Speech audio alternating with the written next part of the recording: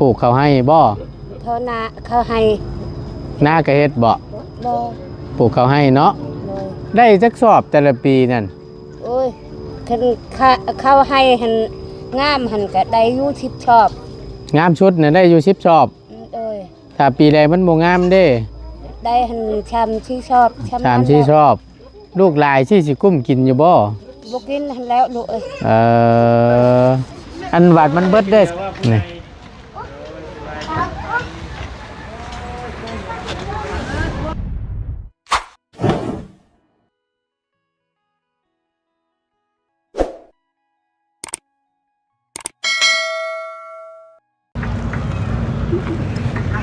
สบายดีเด้อ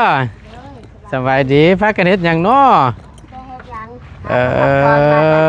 มาแต่ให้โอ้ยเนาะเอาพี่น้องเอ้ยพอดีทางบ่ตูนเนาะก็ได้เข้ามาบ้านยังก่อนนี่บ้านห้วยลัวบ้านห้วยลัวโดยเมืองเชฟโปนเนาะโมเมนต์เนาะบ้านห้วยลัวบ้านห้วยลัวเมืองแดนชีวันเมืองแหลนสวรรค์เนาะพอดีบ่ตูนได้เข้ามาหานี่พี่น้องเอ้ยระหว่างรอทางบ่บุญบ้านป่าเพิ่นสัมภาษณ์ทั้งน้องน้องอย่างน้องใจดีใช่บ่พี่น้องเอ้ยบ่ตูนได้ย่างลงมาพี่แล้วเผอิญมาเห็นเฮือนหลังนี้พี่น้องสรุปตายอยู่หลังนี้มีคนอยู่บ่นี่โดยไผเฮือนไผเฮือนเอื้อยนี่แหละเฮือนเจ้าบ่โดยเฮือนหมาใช้เฮือนเป็นตู้อยู่ไสเฮือนแม่ตู้กับหลังนี้เป็นตู้หลังนี้บ่เฮาเห็นนะเฮาเนี่ยป้าคือจะว่านักหนาดีพี่น้องมึงนี่อันเฮาขออนุญาตด้วยอันเฮากันซื้อบ่ตูนเด้อโดยเฮาซื้อบ่ตูนล่ะเฮาสิขออนุญาตถามแน่จักหน่อยเจ้าอันชื่อจังไดเจ้าน่ะชื่อย้อนโดยเอาขออนุญาตขึ้นไปนั่งอยู่เทิงนะป้ามีไผอยู่เทิงน่ะหมูมีไผบ่ลูกมีจักคนน่ะลูกไปอาบน้ำรถลูกบ่ลูกเจ้ามีจักคนวะผู้นึงคนเดียวกับอันนี้2คนผู้หญิงนี่ตั้งเบิดมีจักคน4 คนผู้นอนน้ำกัน4 คนบ่นี่เฮือนหลังนี่4 5ผู้ได้เนาะหาทั้งแม่ได้เนาะเบิ่งใช้ลูกสาวเด้อีหล่าเพิ่นนี่บ่น้ำได้ลูกสาวโอเคเบิ่งขออนุญาตเด้อพี่น้องเด้อบ่ตูนอันนี้เบิ่งระจมจองนี่ใต้เบิ่งระจมประตูละปักนึงจองนี่แจ้งปักนี่เปิดบ่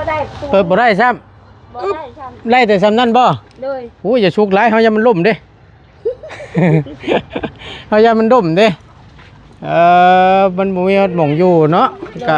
กะบ่เป็นหยังมาข้างล่างมึงก็ได้เดี๋ยวนั่งตามข้างล่างนี่ก็ได้มาเอ้ยมาเบิ่งมาพี่ก็ได้มาจักหน่อยนึงเบิ่งสภาพเพื่อนซ่านเราพี่น้องเอ้ยถือว่าชุดดีแล้วอันนี้เบิ่งไม่ค่ำนั่นก็ได้เนาะเบิ่งขออนุญาตเด้อเดี๋ยวบ่ตูนสินั่งถามทางเอ้ยเราก่อนจักหน่อยนึงที่ไปที่มาเพิ่นเป็นแบบใดพี่น้องเอ้ยคือจังว่านักน่วงก็แต่เอื้อนชานลั่นแป้นก็ได้ถือว่าชุดดีเนาะโอ้ยพี่น้องเอ้ยสบายดีอีกรอบนึงเด้อเด้อสบายดีฟังลาวได้อยู่บ่บ่ได้อยู่บ่ได้ซ้ำบ่ได้โอ้ยเนาะเอาละเบาซื้อประตูนเด้อยินดีที่ได้ฮู้จัก เอาประตูนขออนุญาตพี่น้องเอ้ยเดี๋ยวนั่งถามพูดคุยนำทางเอ้ยเราก่อนเนาะจังหน่อยเนาะขึ้นเทิงว่าสิขึ้นไปอยู่เทิงรถเพิ่นมันอันนั้นมันนั่นยากกระแทะก่อสิว่านี่เอานั่งรถเด้อชื่อหยังเจ้า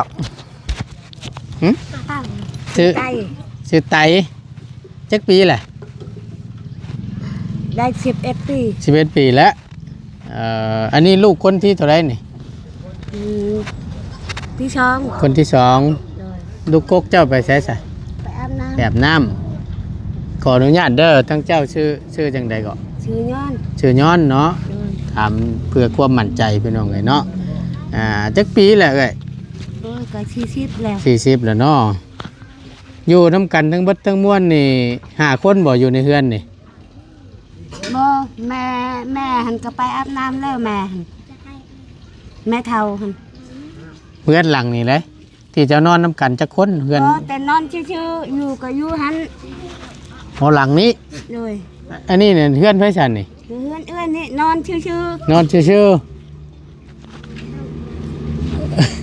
นอนชื่อ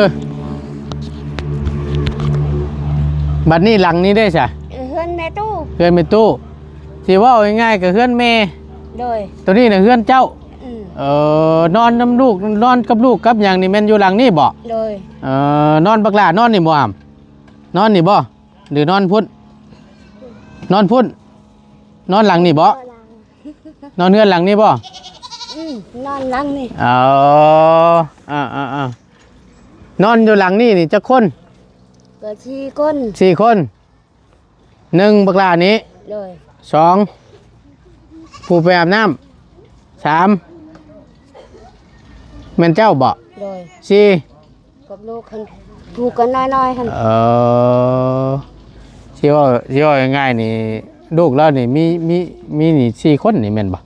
5นี่แม่นเจ้าเนาะ โดย อันทั้งพ่อเด้พ่อบักหลาเพิ่นไปไส พอหันตายแล้ว พ่อน่ะเสียแล้วผู้ผัวน่ะเสียแล้ว โดย ได้จักปีแหละ แต่ลูกคนหนึงก็น้อย ทักแน่ดีพี่น้องเลยเสื้อผ้าหน้าเพเนาะมุมเมาหากะมาแต่ให้บ่เจ้าว่านะ ๆโดย ปลูกเขาให้บ่ เขานาเขาให้ หน้ากระเฮ็ดบ่ บ่ ปลูกเขาให้เนาะ โดย ได้จักสอบแต่ละปีนั่น โอ้ยคันเขาให้หันงามหันก็ได้อยู่10ชอบ งามชุดน่ะได้อยู่10สอบ โดย ถ้าปีใดมันบ่งามเด้ ได้หันชำที่ชอบชำ 3 4สอบ ลูกหลายสิกุ้มกินอยู่บ่ บ่กินหันแล้วลูกเอ้ย อันวัดมันเบิดได้สั่นไปหาใช่ซะ ไปหาปีกล้วยขอน้ำหมูน้ำคูหันแล้วก็ชื่อเขา ไปขอปีกล้วยแล้วไปขายสิบ่ โดย ได้เงินมาเลยไปซื้อข้าว ไปชื่อเขา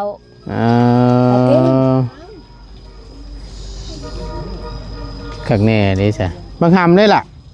เจ้าอันเฮ็ดเวียกยังห เสื้อตาเลย ำย่อลาวได้อยู่บ่ ไม่ตาเผาไอ้แต่ตาเงาจันเราบ่ฮู้ เนาะบ่ฮู้เฮียน รถเรามาเลย เฮียนกับบ่ได้เฮียนนี่เนาะ บ่ โอ้ยพี่น้อง นี่เรามาเลย ใหญ่แล้วนี่ ลูกสาวบ่ในตู้ มาแต่อาบน้ โดย ำลูกสาวยังบ่ทันได้มีผัวบ่ ยัง เดินไปอาบน้ำพี่น้องเลยเนาะยังบ่ทันได้มีครอบมีครัว โดย อย่างเบิ่งนี่คือสิอายเนาะลูกสาวเจ้าบ่ สิอายหันแล้ว เพิ่นบ่กล้าเข้ากล้องแล้วสั่นคำว่านั่น โอ้ยเนาะเฮ็ดน้ำโอ้ลูกชายล่ะบ่นี่ โดย ใส่เสื้อก่อนไปใส่เสื้อก่อน ไปเดี๋ยว ไปใส่เสื้อก่อนเด้อโอเคใส่เสื้อก่อน ปะดองหายปะดอง ย่านช่องระเบ้าปิวได้ก็มันนี่เพื่อนนี่ปลุกได้จักปีเลยนี่ หลายปีแล้วได้5 ปี 6 ปี 6 ปีแล้วคักแน่ลีพี่น้องเอ้ยฝนตกมันบ่หัวบ่ รู้ว่าคือกันหันแล้ว ไปดีอยู่ใช้ฝนหัวใช่นี่ นี่อยู่เฮือนนี่ ไปดีอยู่เฮือนหลังนั้น โดย ถ้ามื้อใดฝนบ่ตกนี่มานอนอยู่นี้ โดย อันนี้เนี่ยเพื่อนแม่น่ะเนาะเพื่อนพ่อเพื่อนแม่ว่าซั่นซะเนาะแต่ตัวนี้น่ะเพื่อนสร้างชากับลูกกับผัวแม่นบ่หลังนี่ได้ โดย เอาคักแน่เลยพี่น้องเอ้ยเนาะอันนี้บ่ลูกชายล่ะ โดย สบายดีกล้องก่อนน้ำใช้เปียกคือบ่ให้เพิ่นไปเปลี่ยนนี่ เป็นไงบ้านตาเตะสบาย พุ่นสบายดีกล้องสบายดีป้าลุงเด้อชื่อจังได๋ผู้น้อยนี่ บักมืด บ่ มืด มืดน้องมืดจักปีแหละ 6 ปี 7 ปี 6-7 ปีแล้ว เป็นไปดินรถก็ได้ครับไปดินรถไปบ่เป็นหยังไปเปลี่ยนช่องก่อนเด้อเปลี่ยนช่องก่อนบ่เป็นหยังเนาะเดี๋ยวนั่งพูดคุยกับจังเอ้ยเรานี่ก็ได้เนาะแต่ละมื้อนี่ไปเสียหยังให้เนาะโดยเข้าให้นะพี่น้องเลยได้ปลูกอยู่ว่ามันบ่มีดินปลูกบ่โดยคิดว่าได้พี่น้องไปดินพุ่นก็ได้ฮะไปดินพุ่นเด้อไปดินพุ่นก็ได้ไปดินพุ่นก็ได้เข่าปีแรกมันงามได้อยู่10 เป๋าหรอปลูกเขาให้ปีแรกมันบ่งามได้อยู่4-5 เป๋าเนาะถ้าว่ามันเบิดนี่แม่นไปหารับจ้างได้เงินมาเลยไปซื้อข้าวกินเกือกปีกปิ้งน้อยเดี๋ยวนั้นเนาะว่าได้พี่น้องเลยว่าด้วยความที่มันบ่มีเนาะความทุกข์ความยากน้ำในพื้นไผ่ใช้สันนี่พื้นอันไผ่หันกับไผ่เฮือนเขาต่อเฮือนเขาก็ให้เป็นน้ำหันไปเอาน้ำอยู่พุ่นแล้วกินลูกเอ้ยถ้าไผ่นี่ขอต่อน้ำเพื่อนเพิ่นนี้โดยเสียเดือนนึงเท่าไรเสียซอยเพิ่นได้ข่าวพันช้ำนั่นแล้วพัดกันเสียบ่หรือว่าออกซอยกันแต่ละเดือนซอยกันฮันแต่ว่าน้ำนี่ไปเอาอยู่พุ่นอยู่ห้วยพุ่นบ่น้ำกินน้ำอาบมันได้นี่นะบ่ตูนมาเห็นเพื่อนแล้วนี่พี่น้องเลยคือจังหวะคักแน่ดีเนาะเวลาฟ้าลงฝนตกนี่ก็ลมพัดมามันสิบ่อุ้มไปรถบ่นี่มันสิไปแล้วบัดนี้กันลมเทื่อนึงอีกปีนี่ลมเลยโอ้คักแน่นี่เนาะสุดยอดเลยเบิ่งเชสิทับหัวบ่ตูนเลยพี่น้องคักแน่นี่เนาะเฮ็ดเลย4-5 ปีแล้วเหรอวะลูกสาวเราบ่ได้เฮ็ดงานบ่ไปเฮ็ดจะเวลาหมดเครื่องหันกับพักผ่อนเฮ็ดงานยังลูกสาวงานคนงานจีนคนงานเฮ็ดโรงงานจีนบ่เฮ็ดโรงงานจีนเพิ่นให้มื้อเท่าไหร่น่ะเพิ่นให้มื้อเท่าไหร่มื้อนึงแสนเช้ามื้อนึงแสนเช้าได้เฮ็ดคู่มื้อบ่ก็มื้อก็เฮ็ดมื้อก็ได้เฮ็ดมื้อใดเฮ็ดก็ได้มื้อใดบ่ได้เฮ็ดก็บ่ได้เนาะเฮ็ดงานรายวันสิว่านั่นใดพี่น้องเอ้ยถ้าว่าน้องเพิ่นบ่อายเดี๋ยวบ่ตูนจะสัมภาษณ์น้องเพิ่นเนาะลูกสาวเจ้าเด้อสิถามมึงก่อนพี่น้องเอ้ยก็คือทั้งผู้ผัวนี่เสียแล้วเนาะเจ้าเนาะพ่อบักหลาเพิ่นนี่เนาะมีแต่ทั้งลูกสาวหันเป็นเสาหลักนี่เนาะถ้าจังหน่อยนึงพี่น้องเอ้ยตายน้องเพิ่นเปลี่ยนเครื่องก่อนมาแต่อาบน้ำบ่ฮู้ว่าเพิ่นสิกล้าเข้ากล้องบ่ตูนบ่หรือว่าจังใดเนาะเดี๋ยวถามมึงก่อนเด้อโอเคเดี๋ยวบ่ตูนย่างเบิ่งอ้อมๆเพื่อนก่อนจังหน่อยนึงพี่น้องเอ้ยถือว่าสุดยอดของเพื่อนเนาะทักแน่เลยถ้ากันนอนจะได้พี่น้องโอ้โหเบิ่งก่อนอนุญาตพี่น้องประตูเราจะเปิดเพราะอะไรวะมันงัดกันอยู่นี่มึงเนี่ยนี่สภาพเพื่อนชาญในการเป็นโยเนาะหรือว่าหม่องนอน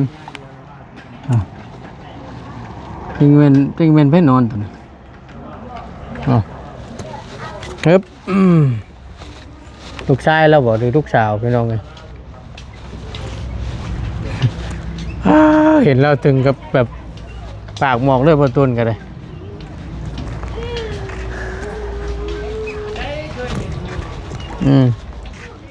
เบิ่ง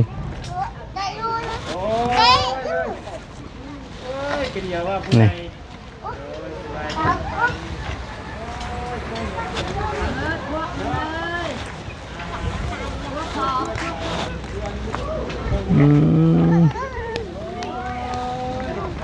นะพี่น้องเอ้ยพอดีทั้งลูกสาวเรากำลังกันเปลี่ยนชุดอยู่เนาะอาจจะบ่พร้อมหยังเข้ากล้องก็ยังแหละหาเช้ากินค่ำเราก็ได้พี่น้องที่ว่าได้ไดเนาะมีแต่เอาบะตุนก็จะได้เอานี่ละก็ต้มขนมนี่ละเพราะได้อันให้เพิ่นเนาะฮะนี่ละบ่บุญเด้ย อยู่3-4 คนพุ่นได้มีแต่ว่าเดี๋ยวบะตุนเช้าขนมให้ ชาวสองคนหัน เดินเขาจะเอาขนมมาก่อนนี่จะได้เอา ก็ เบิ่งแป๊บหนึงเด้อ เดี๋ยวจะเลยพี่น้องเลยมีกับบริษัทมาซักมีแต่ประตูนจะขนมเพิ่มอีกคนเอาขนมเพิ่มอีกอ่ะ ขอบใจ พอได้กินเด้อก็พอได้ขนมเอาแบ่งกันเด้อโอเคไปมื้อหน้าเด้อมาเยี่ยมใหม่เด้ออยู่ดีมีแห้งโอ้ยไปอัดลาดบาทนี่พี่น้องเลยยิ้มเปื่อยไปเลย ใช่คือมีน้องนั่นพ่อหมดเลย ฮะ น้องมัน เห็นอยู่เห็นบ่ได้เห็นลูกสาวเราประจักษ์บ่คิดว่าได้ไปสู้กันกินเด้อโอ้ยฮ้อนจำพี่น้องเลยอากาศก็ได้เนาะเสือป่าหนาเปโอ้ยแบ่งกันเด้อ